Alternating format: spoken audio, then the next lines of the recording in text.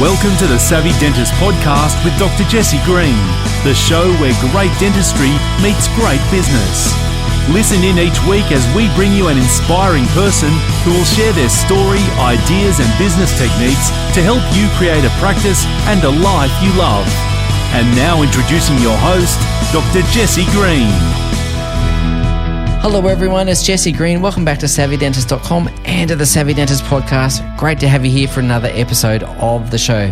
If you're a practice owner who's motivated and driven and you want to have more income from your practice or free up more time or indeed enjoy the journey that bit more, I'm going to encourage you to come along to the Savvy Dentist Facebook group, because in that group we've got some tools, some training and some techniques there to help you take your practice to the next level. Whatever your goals are, as I said, whether it's about earning more income or freeing up time or just enjoying that journey, there's going to be some things there that are going to really accelerate your progress towards your goals. So come and join us. All you need to do is look for the Savvy Dentist group on Facebook, and we'd love to welcome you there if you're a practice owner. So please do take the time to answer the questions, and once you've done that, we'll let you into the group. But for now, we're going to be having a conversation around about economic management in some uncertain times. And my guest today is Berris from Dental Innovations. And Berris has been around in business for over 25 years. He's seen lots of things, done lots of things. And we're going to be talking a lot about, an integrated system around budgeting, making sure that we're managing our revenue, of course, but also managing our expenses so that we've got good cash flow off the back of that. And that's going to feed into a really systemized approach to, stock management or inventory management and an integrated ordering system. And we're going to be talking about benchmarks and KPIs and where they fit into the picture, but also really looking at where the opportunities lie into the future. Because again, when you've been in business for 25 years, you get to see the trends, you get to see what's been and done, and you get to see where we're going as well. And Berris shares some great insights around that so you can position yourself to capitalize on those future trends.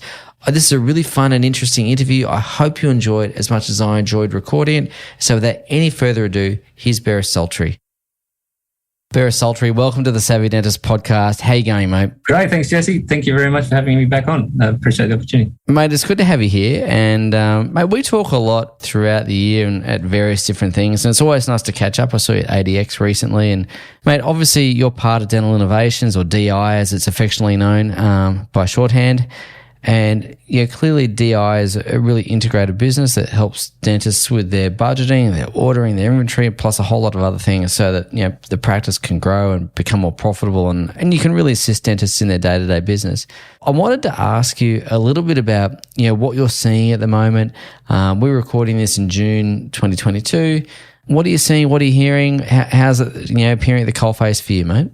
Yeah, everybody's emerging post-COVID. I think that there's been certainly a bit of, people have experienced a very good run from the backlog of treatment, which sort of COVID created and the lockdowns. But we're sort of moved through that period now to your post-COVID economy, and there's probably, practices are travelling pretty well from what we hear from our members. But obviously there's some clouds on the horizon which may be coming through, and that's, your increasing mortgage rates, and external pressures which are coming through, like inflation as well. So that may, make some interesting times going forward, I think. I've been thinking a lot about this, Berris, and one of the things I remember when I was a young dentist, when I was a graduate, I remember you could pretty much hang your shingle up, you'd be busy the next day, and realistically there was not a great need for dentists to have business skills because the supply-demand equation was such that there was a shortage of dentists and therefore there was no real need to have commercial acumen. But of course, we live in a different world now. We have many more dentists. We see competitive pressures. We're now seeing, as you say, some clouds gathering on the horizon. I wanted to ask you a little bit about the business acumen that you think dentists really need to be starting to acquire if they haven't already acquired it, or indeed level up if they have a baseline level of business acumen. Where do you see the skills needing to be developed for businesses? But over that 25 years, there's certainly been a big change within the industry in terms of what's required from the dentists and the practice owners. As you mentioned before, when you back in the 25 years ago, you could simply start a practice and with minimal advertising, and the restrictions were a lot tighter back then as well to get up and running. Now, you're heading into an environment which is very competitive. The element which is coming through quite strongly at the moment is corporatisation. Yep. And that is, putting more pressure on independent practices to be competitive and have a much higher level of business acumen than previously required. So you're not only, your clinical dentistry needs to be on point, but also all aspects of running a small business in a competitive environment also needs to be on point. So, making sure your systems are in place, your marketing is getting the messages that you want, and building that, patient base, making sure that that's still coming through the door and being serviced correctly as well. So there's many more hats that you have to wear as a practice owner and be confident in them to actually maintain your place in the industry. And it's interesting because I was talking to a younger dentist the other day who had not really experienced anything other than I guess an upward economy. And I grew up in the 1990s when we had the recession of the 90s and the .com boom and bust and GFC and everything in between. And so obviously these sorts of times come and go, and it's a normal part of an economic cycle. And I think that it's good to be prepared, but I don't think there's a need to be panicked, but we just need to be prudent about how we run our practice and how we go about things, and being conscious and mindful of that. And I guess that leads me to a conversation about cash flow and the need to be on point with our budgeting. We run a whole forecasting process with our clients. We want to make sure we know what our anticipated revenue is, where it's coming from, what our anticipated expenditures are, and making sure that we're, keeping a close eye on those outgoings as well, so that we can, be prudent with our financial management. So I guess I wanted to talk to you a little bit about, I wanted to start a conversation, I guess, with the conversation around financial management for practice. And I know you guys have seen and done a lot of work in this space. And that's really where you have that entry point with your members. What are you seeing in that space, and what thoughts do you have about what constitutes good financial management? Yeah, well, I certainly agree. It's sort of now is the time to make sure that is an area that you're focusing on within the business, and having looking at both your cash flow, your projections, and also costs, making sure that they are tuned down, so you're managing them effectively as well. So it's looking at some of the KPIs within the businesses, and making sure you're meeting those and setting budgets, and not only for yourself, but making sure the team's on board as well and understand what they need to do to help you reach your goals. So it has to be a whole team approach to make sure that things are met. Obviously, you work with practices and their teams. And if we are talking about a whole team approach, I'll ask you about the specifics around KPIs and benchmarks and all that sort of stuff in a second. But it's really an interesting concept about enrolling the team in this process. And it's sometimes it's a challenge because, from the practice owner's point of view, they're thinking, well, hang on, my team get paid irrespectively of how well the practice performs by and large, unless they're a commissioned clinician. But otherwise, most people are on some form of salary or hourly rate.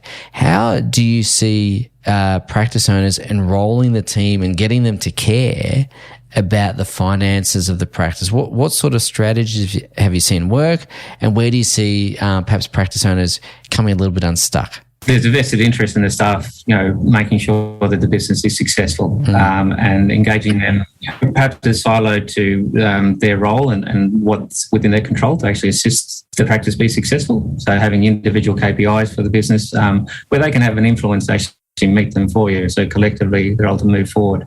And there may be some at a high level sharing, how the practice is travelling as a whole as well. So you don't have to disclose everything, but you can certainly engage them in terms of meeting KPIs and what you want to achieve as a business owner as well. I think that's a really important thing, ladies and gents, if you're listening, is enrolling your team into this process, because as Berris said, they are vested in the success of the practice. For them, if the practice is successful, then obviously they continue to have employment, but they also have the opportunity to earn more if the practice is earning well as well. But Berris, one of the things we did touch on there in that forecasting and projection process was really looking at the expenses and looking at those outgoings that impact on the bottom line, and expenses are like small leaks, and if we don't take care of them, they turn into big leaks and big profit drains. Your area of expertise, I know, is in that consumable market and ordering and making sure that there's good stock control and inventory management. Before we get into inventory management per se, when it comes to ordering and being efficient and minimizing waste and not kind of letting it go loosey-goosey, firstly, what mistakes do you see routinely that practice owners make, and what are the remedies to those mistakes? Yeah, I think from a practice owner's perspective, sometimes they abdicate the role, and they don't keep a close tab on actually what's happening in the ordering aspect of it. And when you're looking at expenditure, sometimes in excess of $100,000 per annum for consumables and upwards, it's a pretty major expense. So systemizing that process and having transparency around this, but more importantly, having accountability around that process is quite critical. And that can be done through KPIs, it can be done through budgeting, but also having a streamlined ordering process as well is quite critical. We see a lot of this is at the moment sort of, or within the role, creating a role around ordering, where they will have a girl or a staff member, who are spending quite a lot of time shopping the market, trying to get the best deals. But, it's a bit of a false economy in doing that in terms of the cost of that staff member. You're far more better having that energy put into getting a new patient through the door or booking in a crown or something like that. It can be the production side of things is far more rewarding as opposed to cost. Cost is certainly a key element and it can help you lift your profitability, but you don't want to have someone purely creating a role around that ordering aspect of it to try and save you $1. Yeah, I mean, the dollar you save has probably cost you, $15 in wages or whatever it is. I'm not sure what the metric is, but you're right, it's a false economy. And so having a systemized approach to ordering, being streamlined in what you do is going to be key. We have spoken a little bit about KPIs and of course, benchmarks. When we're looking at what consumables cost and all the rest of it, what's your thoughts around a benchmark for, consumables as a percentage of revenue? I've got my own thoughts around that, but I'd be keen to get your perspective and thoughts on what you see as a low range and a high range or even an intermediate range. Yeah, so on average, I guess you'd say that a lot of practices are running between 7 to 10% of total revenue. A very well-run practice is looking at about 5%, but we have seen practices which are well above that, tapping on the 14%. So it really is a range of practices depending on individual practice owner and how disciplined they are in that area. So if we were to talk about the 5% practice versus the 14% practice, you've spoken about the fact that in a high cost practice has been a degree of abdication. What else are the differences between those two practices? Because it's not like the 14% can't come down to 5%. So what's happening on a day-to-day basis that allows one practice to be run more efficiently in that regard than, say, another? A lot of it comes down to systems and discipline. And that's part of what we've created is that solution for the process for our members. It's an element of what we do to help our members in the total operation of a practice, is provide an ordering solution for them, which takes them through the ordering process, from ordering from multiple suppliers at one location, through to budgeting, to report, to inventory control as well. So it's a holistic system, and that's sort of something you can put in place in a practice. And systemizing that process is really the key to it, making sure that there's a level of accountability within the practice as well to that ordering process. And what does that accountability look like on a practical level? That can be done to having someone take ownership of it. Yep. So they are responsible for the order, and if something goes wrong, then they're accountable. Yep. To also setting budgets for the team. So when they're ordering, they're accountable to a budget, and that can be done, in conjunction to actually helping you achieve KPI in that area. So you may want to bring it from 10% down to that 5% by setting a budget for the girls. There's other aspects to it as well, which can come down to simple things like standardization of products within a practice. So that's quite a key thing as well, especially if you have multiple dentists working within a location. Standardizing a lot of the products that they're using will actually make it a lot easier for ordering. But also when it comes to wastage, you'll actually start minimizing your wastage, which is another key element within the practice. Yeah, look, mate, this is something you're speaking my love language when we're talking about standardization. Clearly I need to get out more, but one of the things around that standardization, if I had $1 for every time I've heard someone say, well, I've got this bonding system for that, another bonding system for a different scenario, and then a third or a fourth or a fifth one for a variety of other different scenarios. And the risk is that you use them so infrequently that they go out of date. And of course that then becomes, money that goes in the bin basically. And by standardizing, you're not, having that wastage. And One of the things that I've always admired in terms of businesses, is Southwest Airlines, and you mentioned Fiji Airlines to me offline, and Southwest Airlines I think it's the world's most profitable airline. If they're not the most, they're one of. And they have one type of aircraft, which means one type of maintenance, one type of tools, one type of training for the cabin crew, one type of training for the flight deck, and so on and so forth. And their philosophy is that a plane on the ground doesn't make money. So they're always trying to get planes in the sky. And I guess what we're trying to get here is revenue, efficiencies, and turning over our stock. We're not wanting to have stock sit on our shelves too long, so we've got to have inventory days reduced. I know this is probably a question without notice, but typically, how often would stock turn over if we're running an efficient practice? I know every single product's got its own life cycle and all the rest of it, but do you have any thoughts or any general guidance around inventory days and management of those? Yeah, look, every practice will be different in terms of the procedures they're doing and the volume of stock that they're using. I guess when we look at it, we're looking at sort of trying to bring the ordering down to monthly base and having enough stock based off your historical purchasing or procedures that you'll need for a month's worth of operation, and carrying that amount of stock without carrying excess, and that sort of hones it down. It works in two ways: is you're not carrying an excessive stock, which sort of frees up your cash flow. You're eliminating potential for waste in terms of expiry dates. Yep. But it also brings that time of staff ordering down quite a lot. So rather than spending a day every week or doing it fortnightly, if you do it monthly, then you're minimising your time, and that becomes achievable through systemisation. Yeah. And benchmarking the practice. So one of the systemisation processes I know you're really passionate about is the whole inventory management system of how it's stored and so on. So I wanted to just get your thoughts around what effective inventory management looks like, what sort of processes, whether scan in, scan out, all that sort of stuff.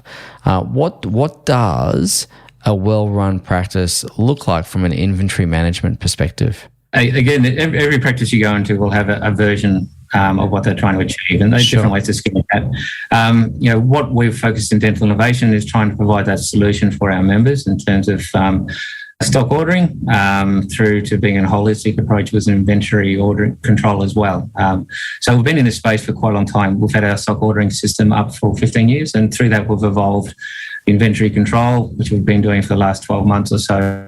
So inventory control is having a control of what's coming in and what's going out of the practice, knowing what you require for the operation of your practice, and making sure that you have that required amount, so you're not running short.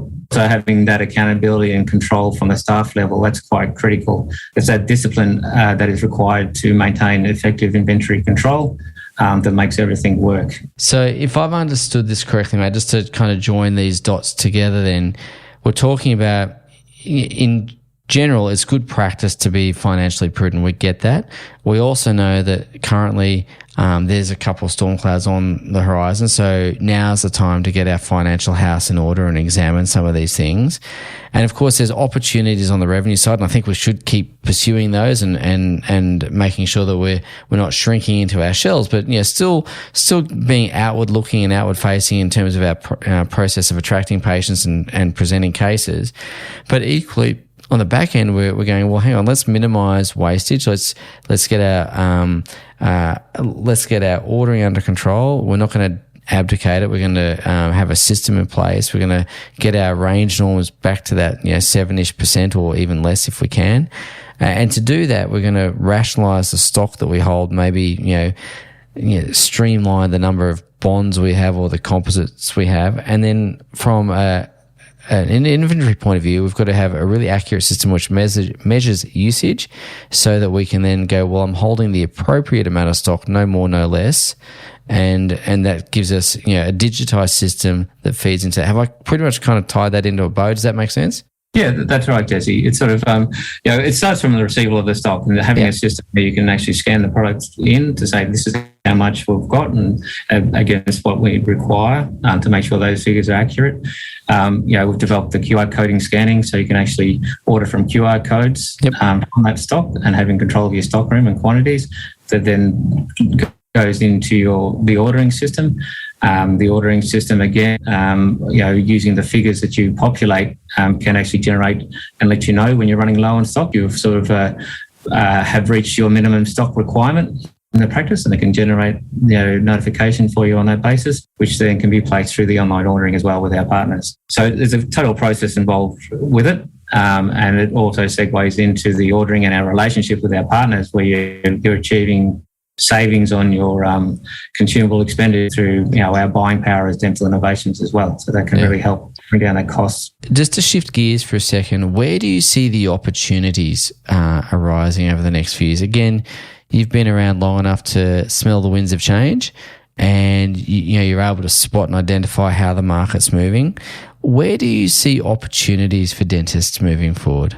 So there's certainly, in the context of some of the changes in the industry, the corporatisation is a big one, and maintaining that identity as an independent practice, I think, is quite critical.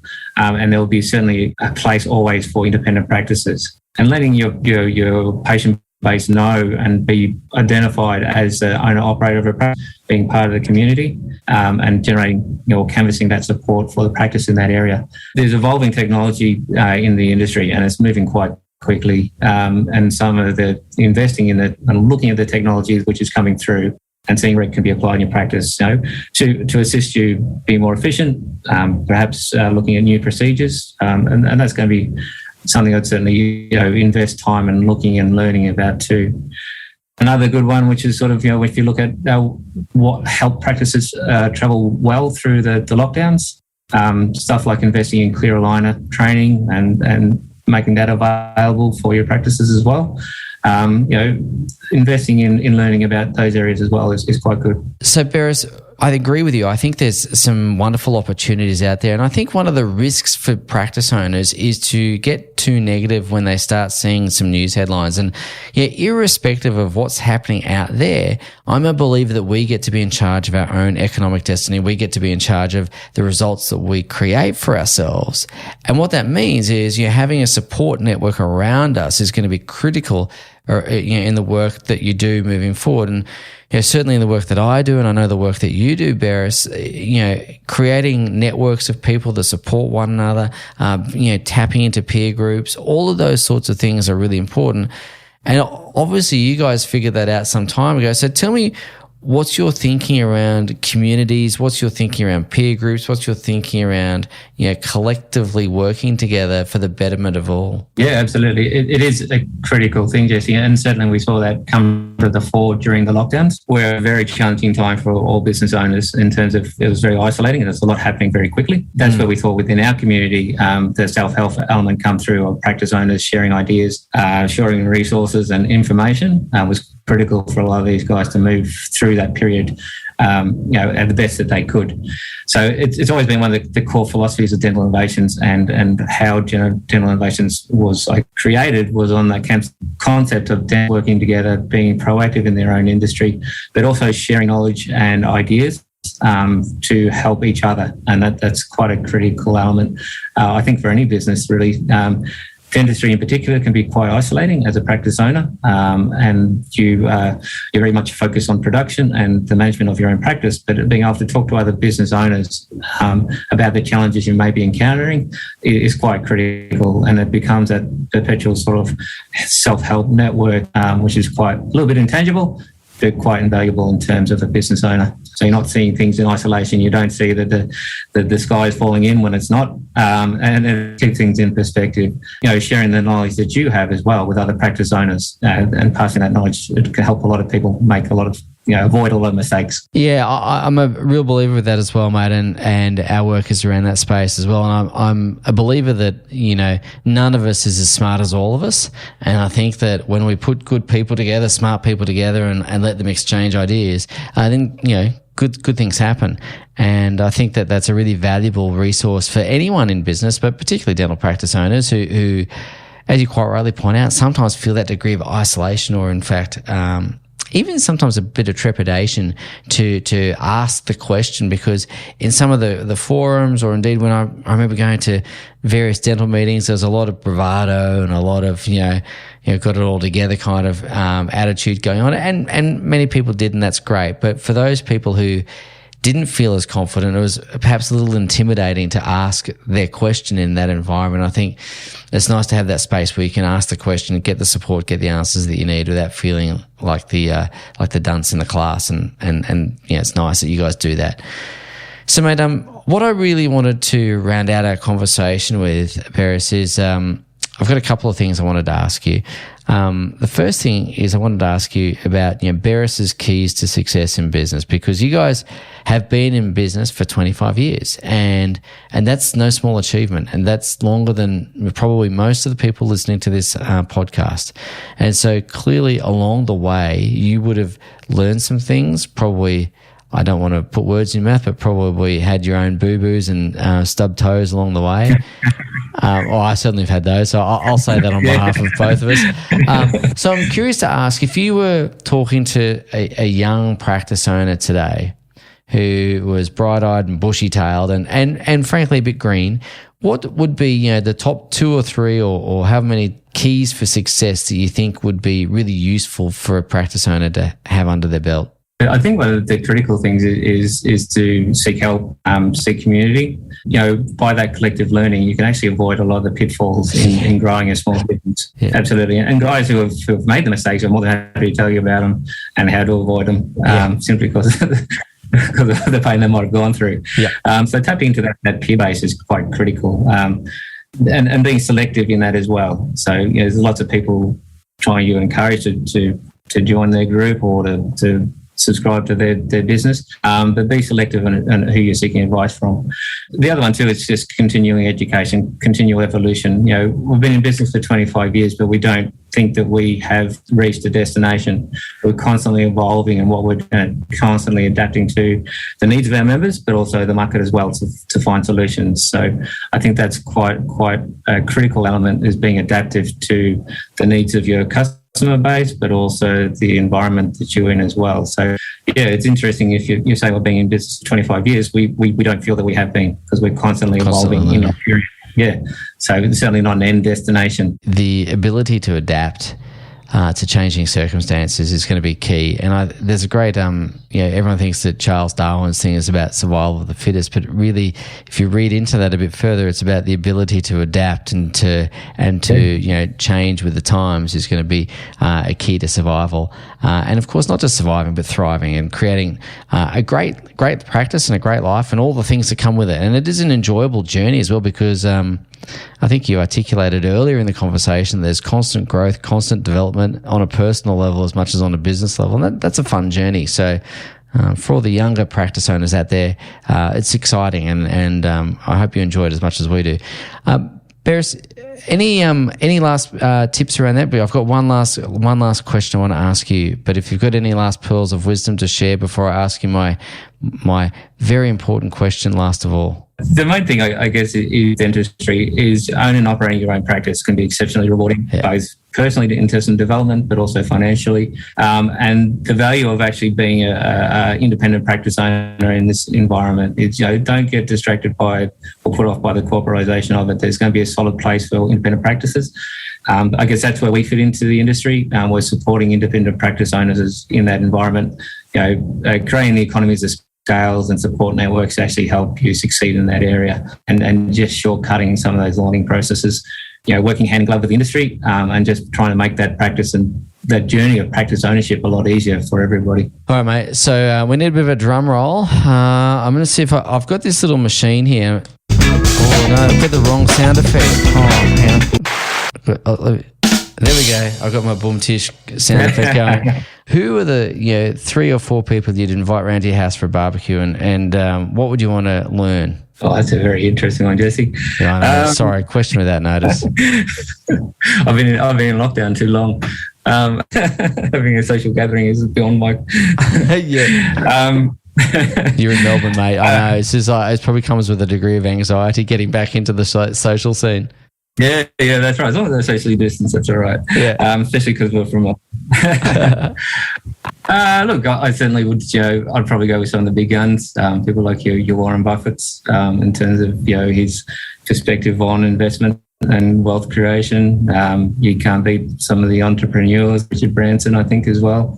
just for that adaptation and entrepreneurial aspect of it as well. So I'd probably go with some of the big guns like that. There you go. Yeah. Well, I reckon that'd be a good barbecue to be at, and I reckon I'd love to be a fly on the wall to hear Branson and Buffett have a bit of a chat. I think that'd be quite fun. You're invited, Jesse. Thank you, mate. I'll count myself in. I just automatically invited myself, mate, just so you know.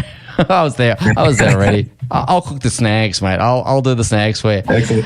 Hey, Berris, as always, mate, it's always fun to talk to you. And what I always appreciate about talking to you, Berris, is you're always considered and thoughtful. You're not a off-the-cuff, shoot-from-the-hip kind of guy, and I really appreciate that, because everything that you talk about is steeped in experience, steeped in best practice. And I really think that if people listening to this podcast go back and listen to what Berris has had to say a few times, you'll get some real pearls of wisdom that are going to make a big difference to your practice. So, mate, I just want to say thank you from all of us here at Savvy Dentist for coming on, and hopefully we can do it again soon. Yeah, look forward to it, Jesse. Thank you very much, mate. And again, I appreciate the opportunity to have a chat with you. It's always good fun. Thank you for listening to the Savvy Dentist podcast. For more episodes, go to drjessegreen.com/savvydentist. And to discover how to build a high-performance dental practice, visit drjessegreen.com and download the free report.